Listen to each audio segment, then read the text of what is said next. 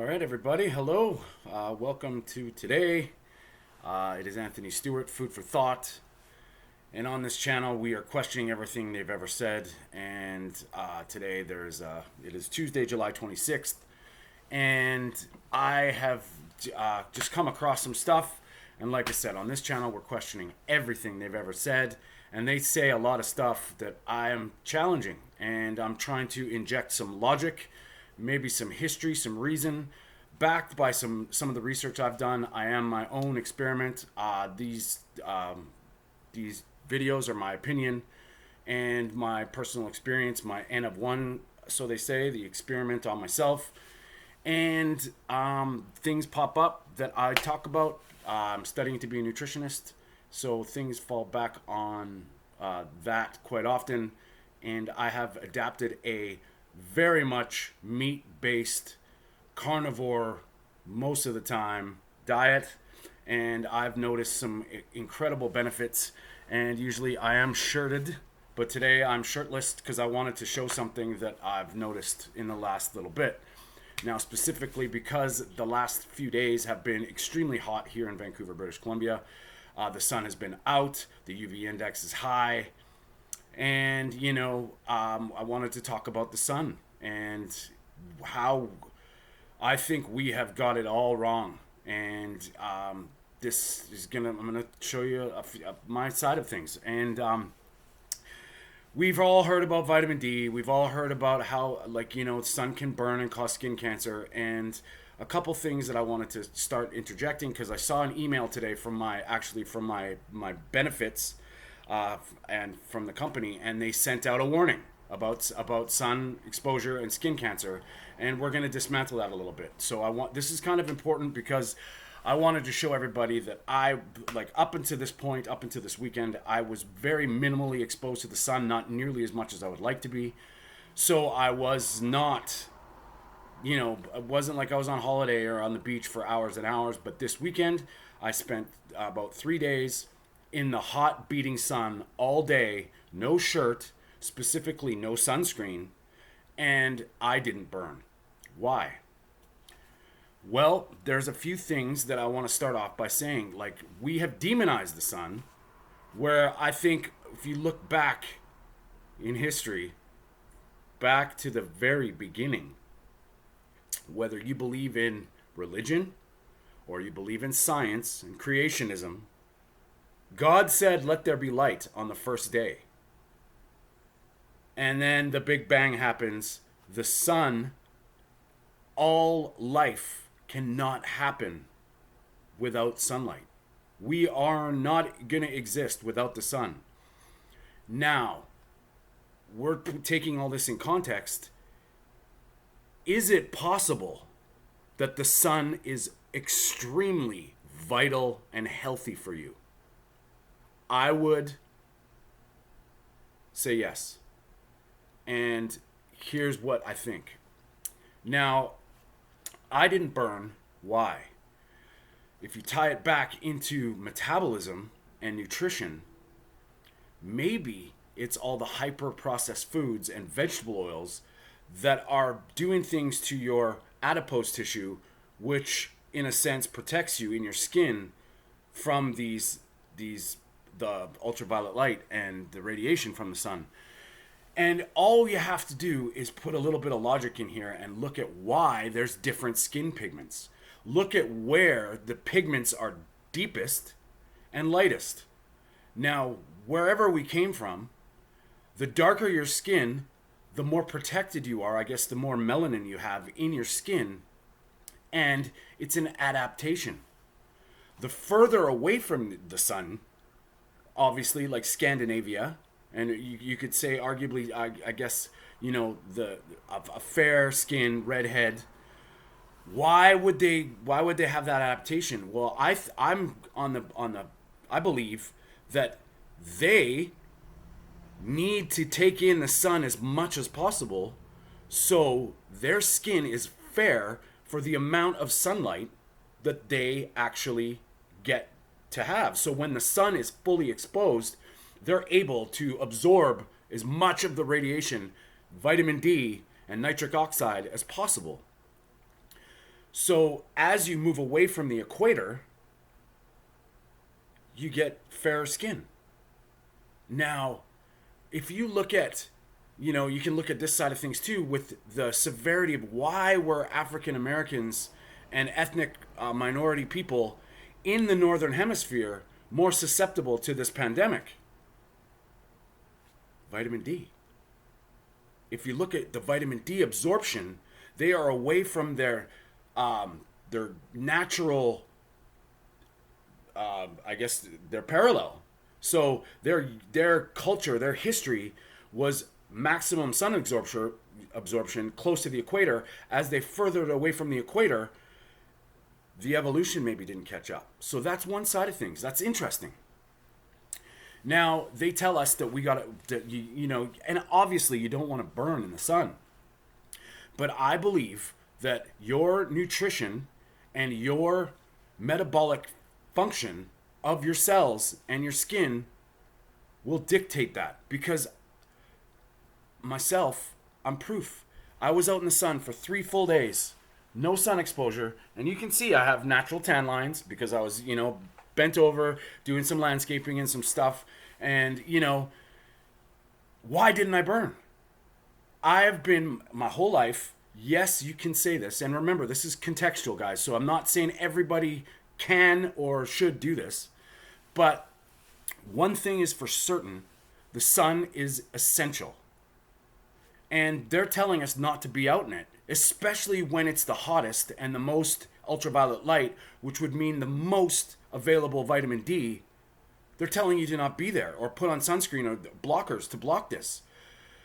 So what I would say would be to minimize as best you, or maximize your sun exposure as best you can without burning and build up a tolerance. Maybe that's why we tan, because your body's adapting to the amount of sunlight. And I'm, for one, on the side of you should get as much sunlight as possible in a context of not burning, but the sun has to be within a proximity to the earth for you to be in the vitamin D zone. Now, some people are fortunate and they live closer in the tropics or like a lot more exposure to this. But us in the northern hemisphere, specifically in the wintertime, we don't get that sun exposure. The sun's not close enough for us to absorb vitamin D. So in the summertime, it's our natural time to build up our vitamin D supply. Now, I'm not a scientist, I'm not a doctor, but this is just some rational thought and some theories that you might want to take in context here, because the more that you're not exposed to the sun, possibly the more exposed you are to flu season and cold season. We've never done that study where people, you can't, everybody's not the same, so you can't take the same people and expose them to sunlight to burn them and then bring them in. So you're going to have to trust a little bit of history here and a little bit of all the sciences, biology and physiology and history, anthropology. So if I used to burn, if I was out in the sun for more than, a few hours, regardless of my ethnic background, and I don't burn anymore, and I have not worn sunscreen for 2 years, I have been out in the sun as much as I possibly can without burning. I get red, but there's no sunburn. The next day it calms down to a nice brown. And we're talking morning till afternoon, evening sun. So how come? I would, if I'm looking at this logically, think that it is because of what I'm eating, or specifically what I'm not eating. Now, I looked at this email I got from my benefits company, and I want to read you this because this is important. Hi, Anthony. Did you know 30% of adult Canadians say they have at least one serious sunburn during the summer months? Repeat sunburns can lead to many forms of skin cancer. This doesn't have to be the case. No, it does not have to be the case. And that already in your mind strikes a little bit of fear. And I don't agree with that, because they're not giving you any context. They're not giving you any backing. They're just telling you that sun causes skin cancer, basically. Now, here's some tips to keep your skin safe. Cover up. When the UV index is high, it's important to protect your skin. Absolutely. Try to wear light colors, long sleeves, hats, and pants made with thin, breathable fabric. Now, I don't know about you, but were we born with clothing? Right? I don't agree with that at all. Reduce time in the sun. So here we go. Stay out of the sun between 11 a.m. and 3 p.m. because this is when the UV index is the highest. Try to find shade and trees and awnings and gazebos, roofs, and bring an umbrella. Now, there's an element of truth there. You don't want to be maximally exposed and burning. But that time, 11 a.m. to 3 p.m., where I am, is the time where I absorb the most vitamin D. So putting on sunscreen cuts that out. Getting out of the sun in the time when it's the most effective cuts that out. So my logic would say to minimize maximum exposure, to build up a tolerance. So don't burn, obviously. But those are the times when your body needs that sunshine. And you can argue, yes, skin cancer is a problem. Of course it is. Now they tell you to apply sunscreen. Apply it 15 minutes before your skin is exposed to sunlight. Make sure you read the label and use broad spectrum, water resistant, SPF 30 for best skin protection. Now, that right there tells me that you're putting a whole shitload of chemicals on your skin that you're probably not, that's probably going to be doing more harm than good. When you look at what the sun does for the benefit of your skin, not to mention the light on your eyes controls the circadian rhythms of every single cell in your body, your melatonin at night, so your circadian rhythms are all revolving around the daylight, and they're telling us to not be there, to minimize that. We used to go to the beaches on holiday, and what do you want to do? Instinctively, you want to bathe in the sun because it feels good. And now there's a direct link with skin tags and skin abnormalities to insulin resistance and high blood sugar. So if that's the case and you're eating vegetable oils, well, your skin is susceptible, and yes, of course you need to protect it because you're already metabolically dysfunctional. So what I'm saying is, don't burn.